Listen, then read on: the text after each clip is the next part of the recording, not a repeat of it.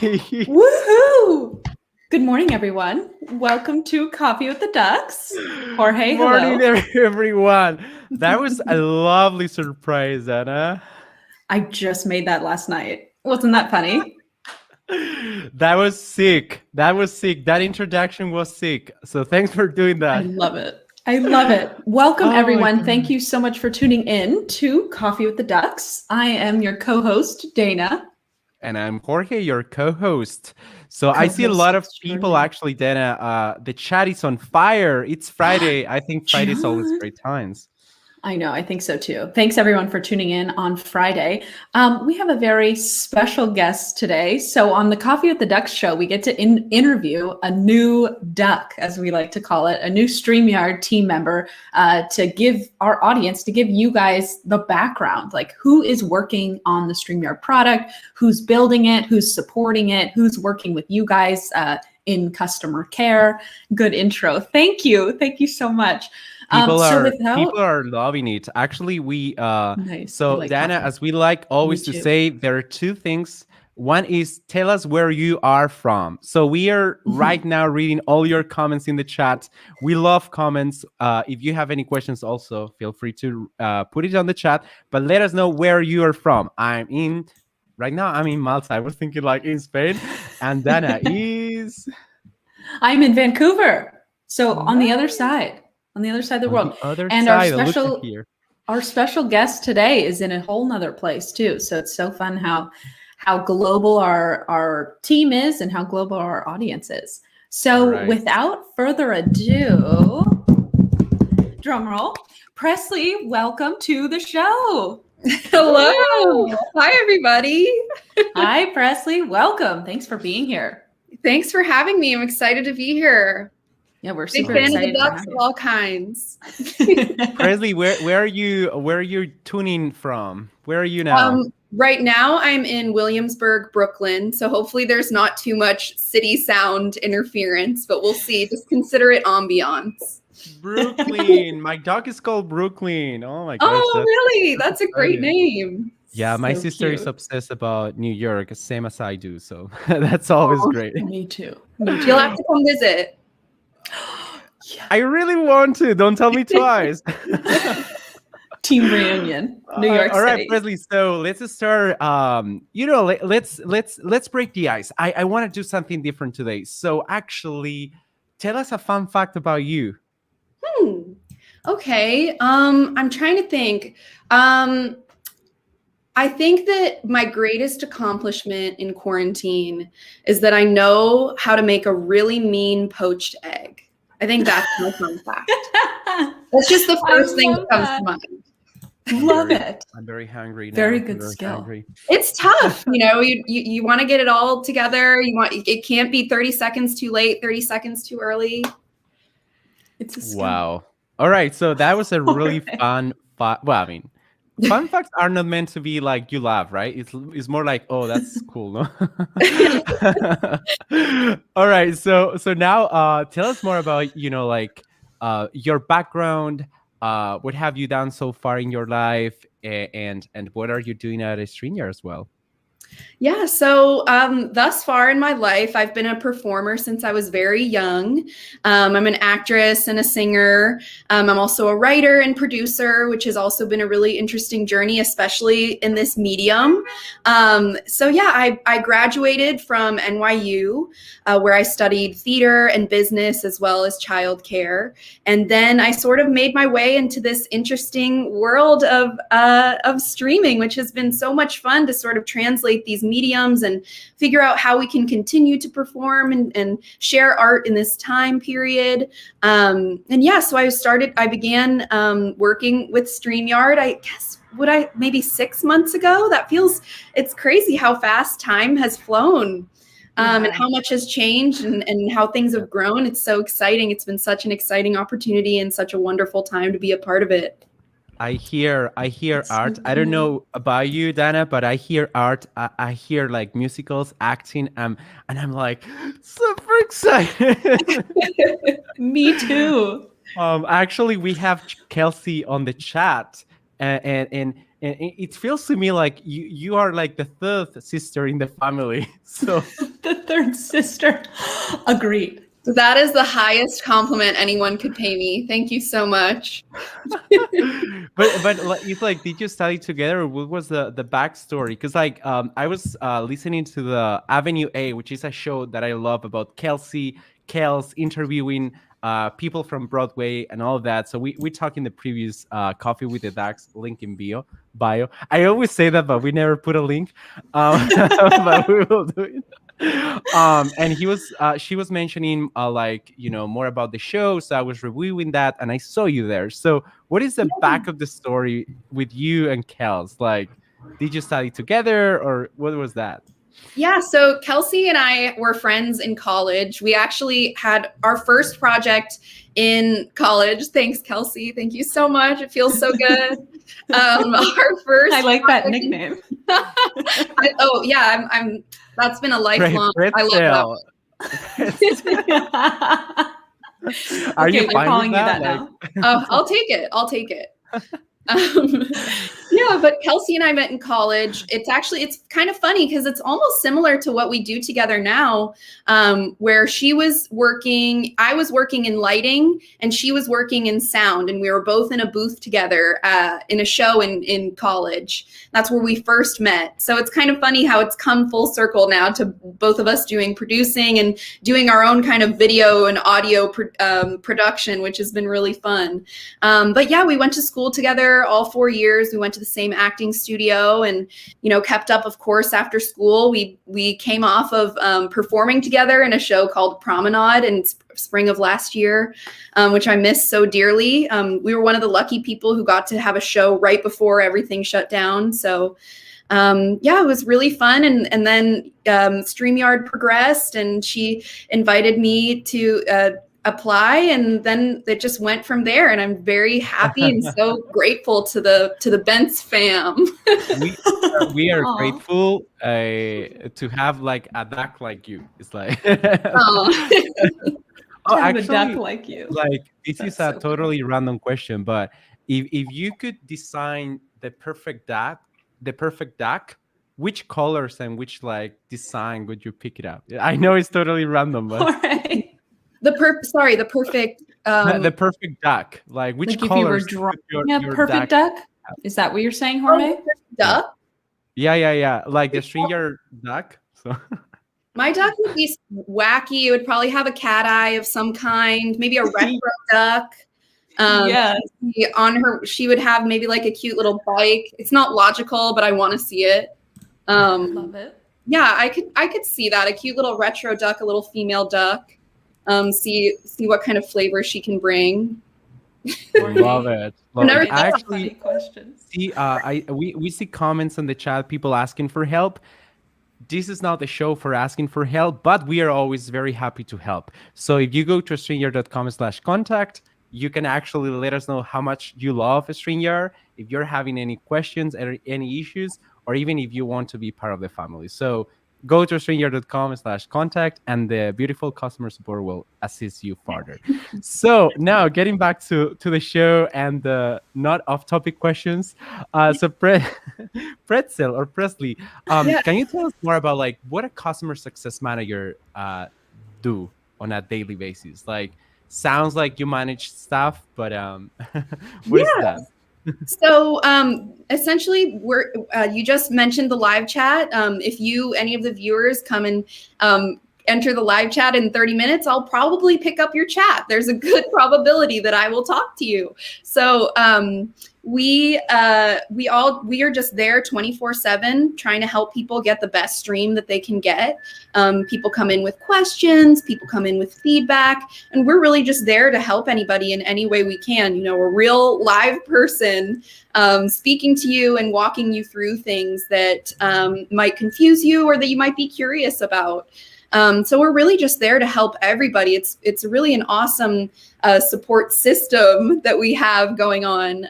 There's a lot of great people who are on it and ready to go and ready to give you the answers that you need. That's beautiful. I'm actually very curious to know more in depth about like that system that you were talking about. So let's say I want to work for customer support today.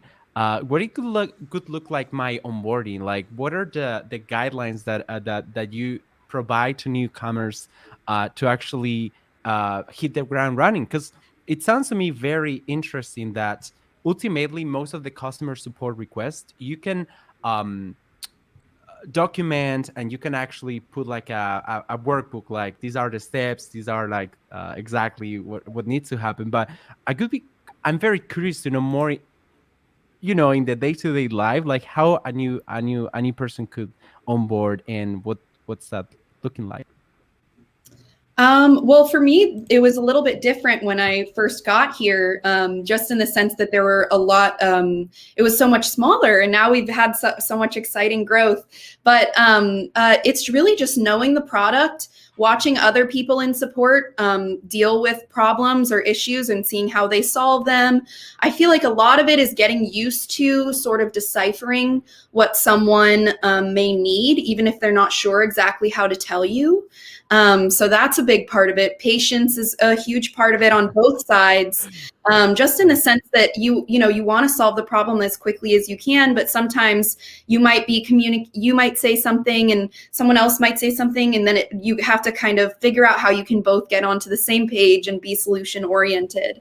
But yeah, it's a lot of observing, a lot of getting familiar with the product. It made it easier for me that I was watching Kelsey's live stream at the time, so I could get an idea of the product more. And then I eventually started producing my own shows. And so that all came together, and that definitely helps. I think a lot of people on support have their own shows or work on shows or produce shows. So it's just a quick learning process, but it's really fun, and you get to talk to new people every single day and solve problems. And it's so satisfying when something happens and you finish a difficult issue.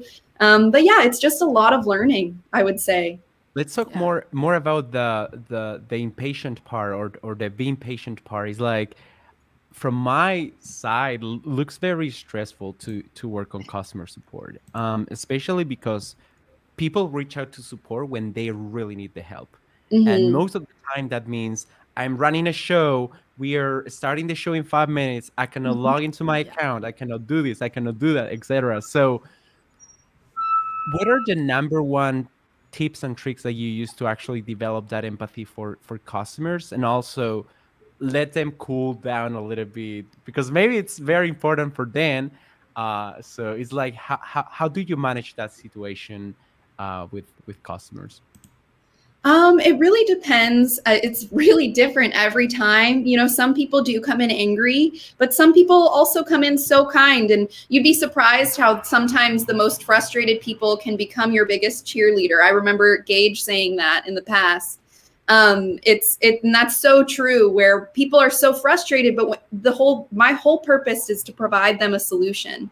So luckily, I'm kind of more focused on just finding the solution and figuring out how we can get to a happier place. Luckily, when it comes to the actual customer service aspect of it, we're not exactly we're selling something that is a crucial product for people to use, but we're not necessarily selling or using a product or helping with a product that is life-threatening or related to somebody's health, so it's a little bit different as far from a customer service aspect, where it's kind of a little easier to take the emotions out of it and ask someone to start an incognito tab. So we're very fortunate to have a great product to deal with, where 99% of the time there is a solution, and we're going to be able to figure out whatever problem people are going to have. Dana, you laugh. Any thoughts on that? Yeah, I like that you said that 99% of the time there is a solution. Like, I think the product being so easy to use and it's so reliable, like Gage and Dan prioritized that when they built it. Like, that helps us. It makes our lives so much easier. But I also like, Presleigh, that you mentioned, like, sometimes the most frustrated customers turn into like the most, like just telling all their friends about StreamYard, telling everyone to use it, saying how great Presleigh is, chatting with them in the chat. But I think it's just like the frustration is like passion. And I think that's what you have to like look at it as. Like, this person's not frustrated at me personally. they're just, passionate about getting their stream to be perfect. So Right. I love that you said that. Frustration and is the passion. patience. It's like it sounds to me like a customer could go from frustration to happiness in like a second. So Totally. Yeah, sometimes Agreed. definitely. Mhm. Agreed. So Presleigh, now I wanna play something. So we are moving more towards your artistic area because I feel like something that I think most of the audience here could learn, and even like Dana and myself, is about like storytelling and how to produce shows, like shows that people will remember. But before that, I want to introduce like a video of you singing for a second. I don't know if that's. Let's see. I've never tried this before. Let's see. If I Oh boy. do you hear that? I don't hear it, Jorge. Okay, unfortunate. Share Well, just share your screen again and then share it with audio. Mhm. oh, We can do okay. tech troubleshooting on this Yes, call too. exactly. Actually, I don't know Good why, thing. but apparently it doesn't show up the audio part here. So click Chrome tab instead of application window. Mhm. Oh, got it. Look at that. Good And then it'll thing have you share Presleigh. audio. Share screen. The full screen or just the window? No, just the Chrome window tab. from top. Just Chrome tab, and then what Presleigh said, the share audio checkbox. Yes. And you should be able to select that specific Vimeo tab that you have open. Yeah. No, go back. It's okay. We are gonna do it next time. It was a great singing, by the way. So, I want to so hear it. I don't know. It's just like I'm using a different browser, which is like a Oh. private.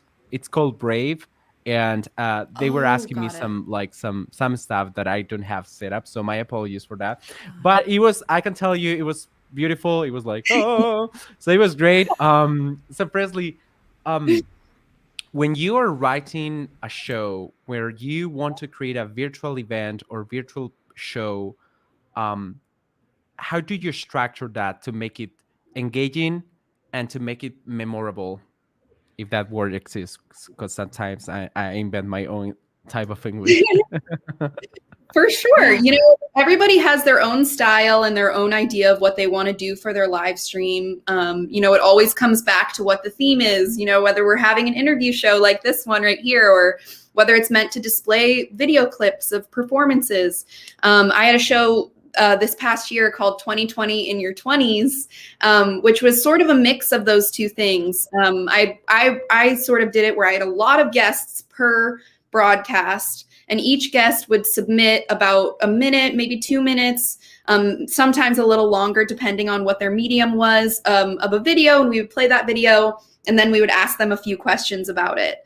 So when I'm creating something like that, and it's important to think about the order that you want to go in, how to keep things engaging, how to move along sort of at a clip, so that people can stay involved and engaged. But also keeping in mind, I think a unique trait about live streaming is that some people are picking up in the middle. So making sure that every moment of your show is filled with something that people can sort of pick up on whenever they need to and head out whenever they want to, just so you can pop in on one conversation, and to make sure that little nugget that they would be seeing would be something that would make them want to keep watching, or make them want to tune in for the next episode, or go back to the beginning either and see what they missed. So I think the thing with live streaming is just like any live show or theatrical production, where each moment has to lead to the next moment and be just as engaging as the last. That's so true, because there's going to be people popping in, at any time, and then they can't stay the entire hour or the entire, 30 minutes, however long your show is. But to keep them engaged is like, you got to make the each segment like super engaging, just as engaging as the last. And that's why I like that you do your show a little bit differently than I think most people use StreamYard. Like, I think most people have one guest for 30 minutes, kind of like this show. They interview the guest and that's the show. But I like that you do it different. You're like, lots of guests back to back to back, so you can like feature all these different people, and like then I think that grows your audience even more. Absolutely. Because you get all their viewers to watch your show. I think it's so smart. And also the virality concept here, right? Because I even asked Presley, so you got like 200 viewers on that particular 20 early, what was that, like 2020s in my 20s? 20 in your 20s. Yeah, that's it. I love it. So I saw like there was like sort of like a really good number of viewers, a couple of hundred viewers. And I think that's related with the fact of how you structure your show. Because if I know that I will appear in your show, I will be more likely willing to share on my social networks, like, hey, I'm appearing here, or people will feel they are being part of the creation of something together. I don't know if that makes sense, but I think that was a very great idea. Yeah, and all their fans are going to watch it, and all their family's going to watch it. So it's totally great way to go viral, Jorge. Especially the families. No, for sure.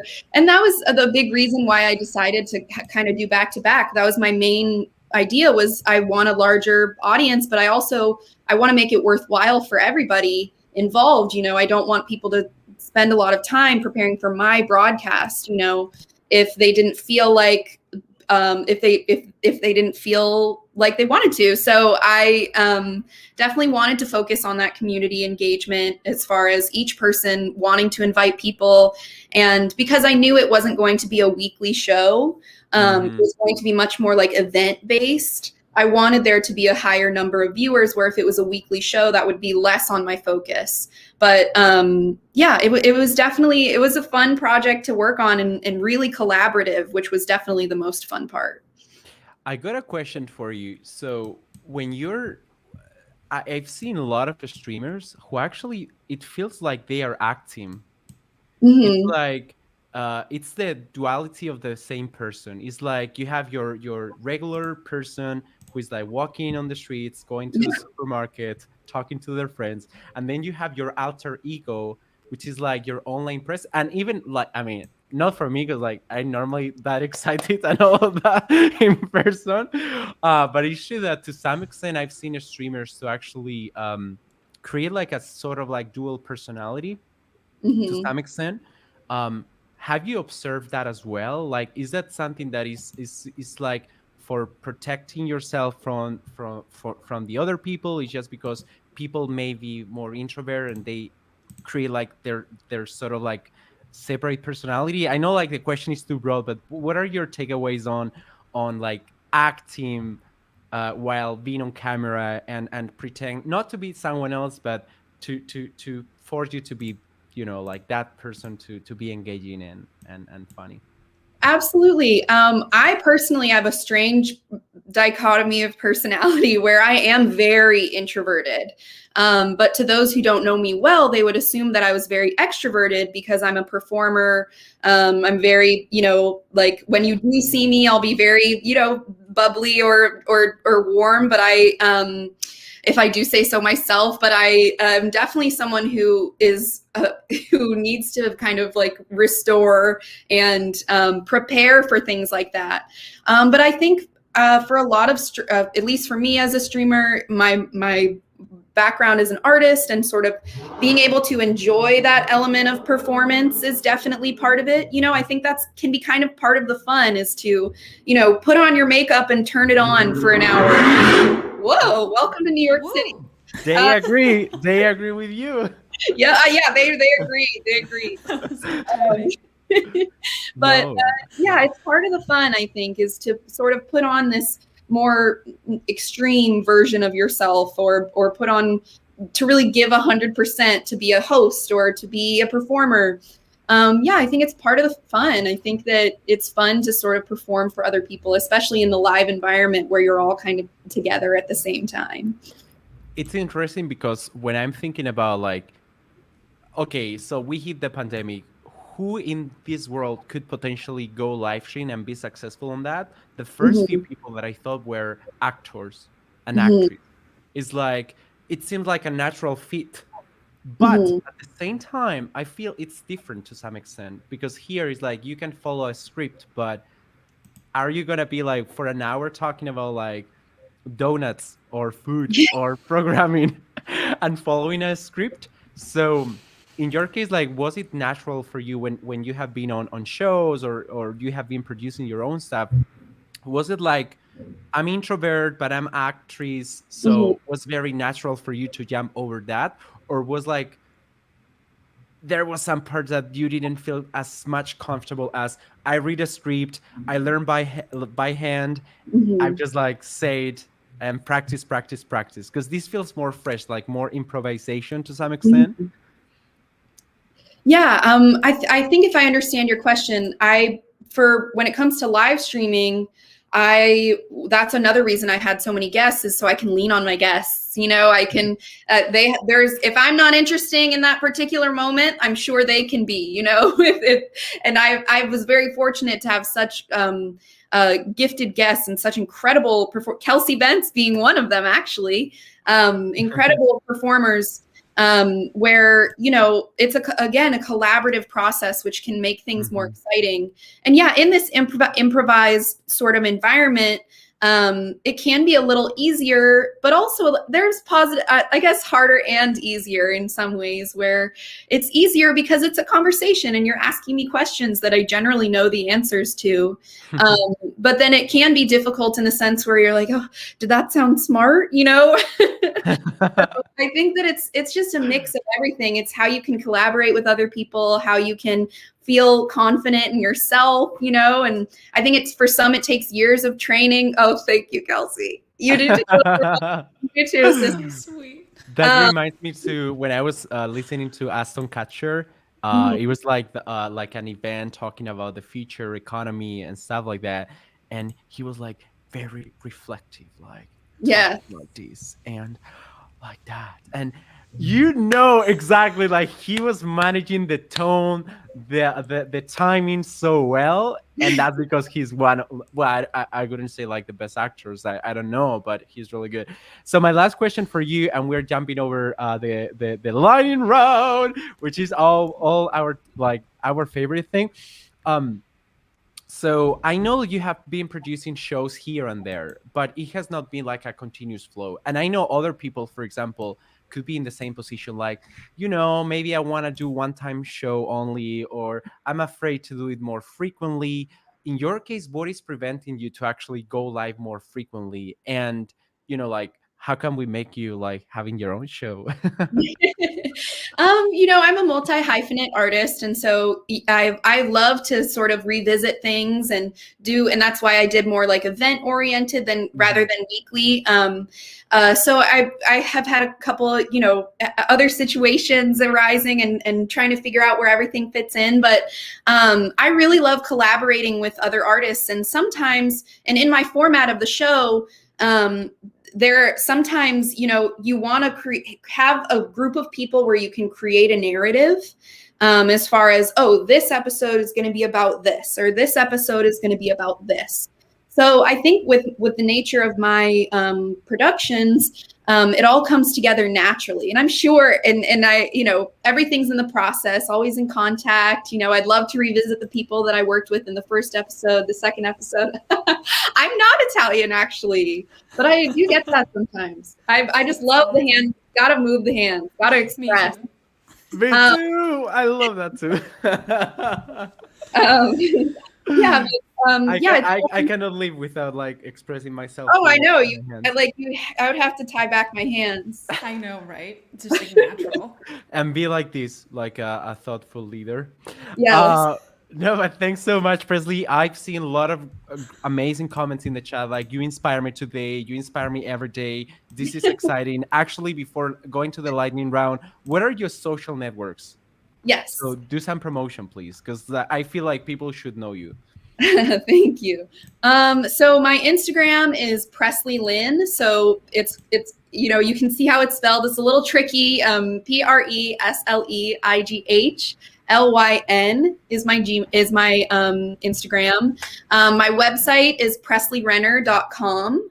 And then I'm trying to think where else you can find me. Oh, my YouTube. You can watch my live shows at 2020 in your 20s on YouTube. And you can catch some of those. There's some really amazing acts that went on. It was a really fun time. Awesome. So now, Dana, it's your time to shine. Welcome to the lightning round by Dana Bentz. This is my favorite section. Okay, so 10 questions. Just one answer, one word answers, okay? Okay. Do you prefer texting or talking? Texting. Okay. What would be the next musical you would ever want to appear in? A Waitress.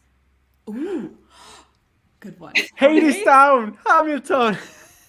No, Waitress is amazing. Favorite city in the world besides the one you live in? Ooh, Chicago. Okay. Nickname your parents used to call you?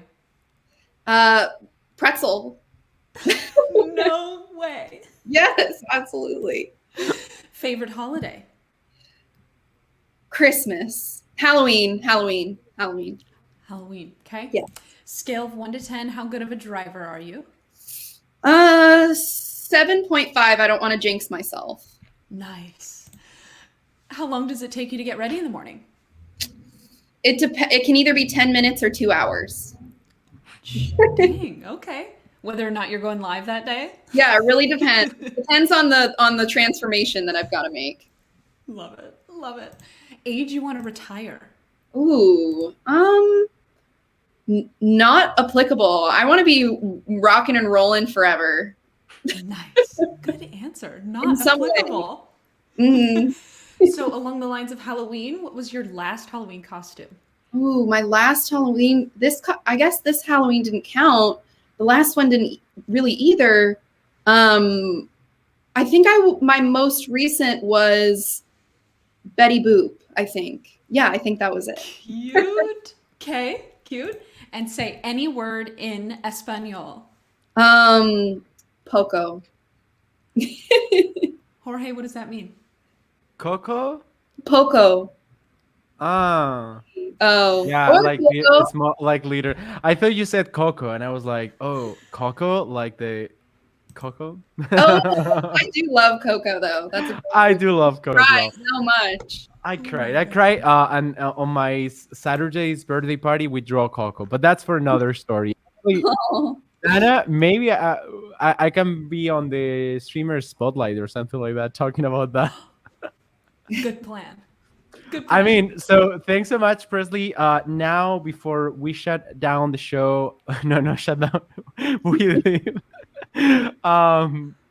Who do you nominate next? Who should we bring next to the show? Yeah, who do I nominate? I think that I'm going to nominate Lauren Grzeski, which nice. That may come as no surprise. She's another one of our support queens. But I think she has a lot of insight, especially on the live streaming community. So I think she'll have a lot of great things to say. By the way, I've just realized that you have the book from Tina Fey there. So yes. I didn't ask you about like Mean Girls, which is a very unfortunate because I love the musical. Yes. Predator. Okay, Dana, please let's do a wrap up. Let's do a wrap up. Everyone, thank you so much for tuning in. Chris wants to get Presleigh on his show. That's awesome. Let's do it. Thank you so much, everyone, for tuning in. Presleigh, thank you so much for being our guest. This was so much fun. Hello, Presleigh. We'll see you guys. We'll see you soon, everyone. Bye. Bye.